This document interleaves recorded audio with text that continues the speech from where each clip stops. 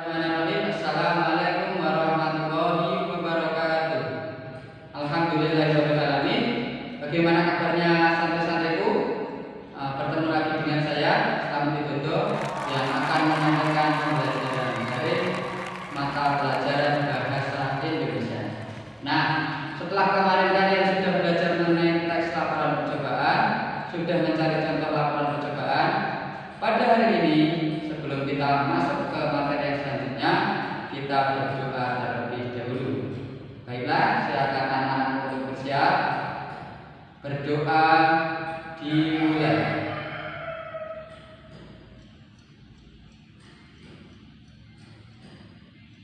Berdoa selesai. Amin amin ya rabbal alamin. Nah, alhamdulillah ya rabbal alamin. Pada kesempatan hari ini tentunya tidak akan membahas tentang hewan kurban ya, karena sudah dibahas oleh guru mata pelajaran lain, dan tentunya kalian sudah melaksanakan sate atau hal yang sangat tidak asing lagi bagi umat Islam, yaitu ketika Idul Adha, yaitu menyate. Oke, setelah menyate jangan santai-santai, tapi kita pelajaran, kita belajar online agar kita juga menambah wawasan. Baiklah, untuk materi selanjutnya kita akan belajar mengenai menyimpulkan informasi ya. Akan belajar tentang ini ya, menyimpulkan informasi. Informasi apa? Teks laporan percobaan. Nah, kita akan belajar tentang menyimpulkan informasi teks laporan percobaan. Nah, apa itu kesimpulan?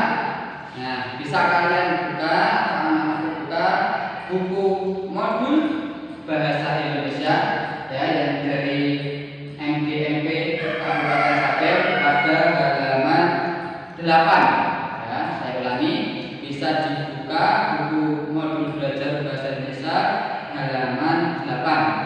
Bagi anak-anak yang masih di luar Jawa belum menerima buku, nanti bisa menyimak ya, tidak akan ketinggalan. Baiklah, yang saya lanjutkan, apa itu kesimpulan? Kesimpulan merupakan intisari dari keseluruhan informasi. Oke, saya ulangi. Jadi kesimpulan itu ya, kesimpulan itu intisari keseluruhan informasi. Nah, ini ya. Jadi yang namanya kesimpulan itu ya, intisari keseluruhan informasi. Intinya apa? Informasi apa? Karena berkaitan dengan informasi teks laporan percobaan. Nah, kesimpulan itu intisari keseluruhan informasi. Ya, jadi kalau sudah masuk ke kesimpulan itu kita membahas tentang inti. Intinya apa toh? Nah, teks laporan percobaan itu intinya apa? Nah, pada kesempatan kali ini kalian nanti akan belajar ini, mencari kesimpulan atau inti sari keseluruhan informasi dari teks laporan percobaan. Nah, sebelum kita masuk ke langkah-langkahnya, perlu kalian pahami ini. Kemudian untuk langkah-langkah teks menyimpulkan teks laporan percobaan bisa disimak. Yang pertama itu adalah ya, membaca seluruh teks. Nah, yang pertama itu harus dibaca dari awal sampai akhir. Yang kedua yaitu menemukan tujuan atau solusi ya. Kemudian yang ketiga itu menuliskan alat atau instrumen yang digunakan. Yang digunakan saat melaksanakan percobaan. Yang nomor 4 yang paling penting, mencatat informasi penting. Informasi penting ketika kita melaksanakan percobaan. Yang terakhir, menuliskan kesimpulan. Menuliskan kesimpulan dari fenomena yang terjadi. Menuliskan kesimpulan dari fenomena yang terjadi. Jadi sudah membaca, sudah menemukan tujuan, sudah menuliskan alat-alat instrumen yang digunakan, mencatat informasi penting sudah. Nah, yang terakhir itu masuk ke menuliskan kesimpulan dari fenomena yang terjadi. Jadi hal yang terjadi kalian tulis, kalian simpulkan. Nah, untuk lebih jelasnya, untuk contoh simpulan juga ada di halaman 8 paling atas ada angka 7 yaitu simpulan. Kalau yang di luar Jawa tidak ada bukunya, nanti akan ada sulapan set ding ding. Nanti akan muncul simpulan. Oke, baiklah. Itulah materi mengenai simpulan. Jadi sudah paham ya, cukup simpel.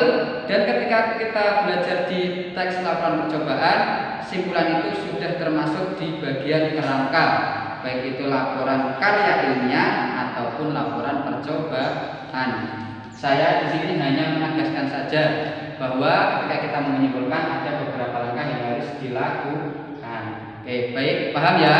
Jadi kesimpulan itu adalah intisari keseluruhan informasi. Oke. Nah, itu untuk pemanasan ya. Untuk selanjutnya, kesimpulan sudah paham, di kerangka juga sudah ada. Kita belajar struktur ya. Struktur teks laporan percobaan.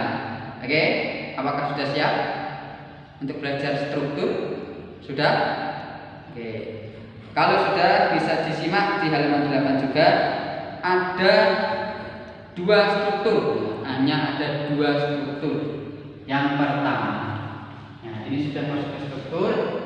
Yang pertama itu PU. PU itu apa, Saudara? Bukan PUBG ya, itu game. PU itu pernyataan umum.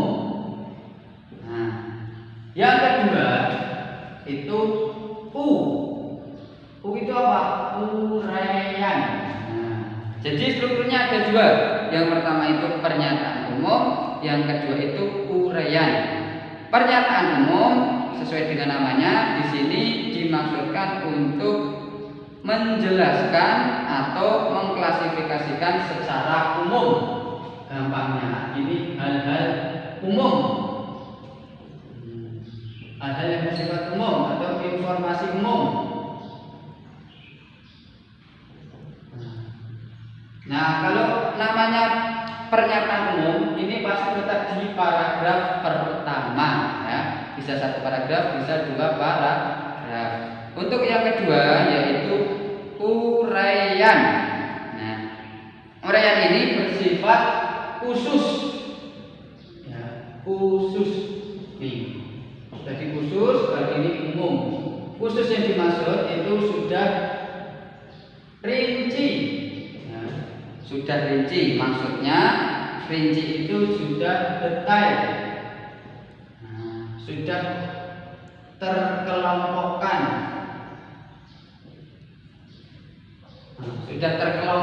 ya. Jadi sudah tidak bersifat umum lagi, tapi sudah rinci. Misalnya, kalau di paragraf pernyataan umum, anggrek merupakan tanaman yang sangat bagus. Anggrek banyak ditanam di depan rumah. Itu masuk ke bagian paragraf pernyataan umum. Kalau sudah ke struktur uraian itu nama anggreknya sudah jelas. Anggrek bulan ditanam saat musim hujan, kemudian disiram 3 kali sehari. Nah, itu sudah khusus, sudah rinci dan sudah detail. Saya ulangi. Jadi yang pertama itu ada pernyataan umum, yang kedua itu uraian. Pernyataan umum sifatnya umum, ada umum, informasi umum. Kalau uraian itu sudah khusus, sudah rinci, sudah detail, sudah terkelompokkan. Nah, pada pagi hari ini hanya itu ya. Sudah belajar mengenai kesimpulan, sama sudah belajar mengenai struktur.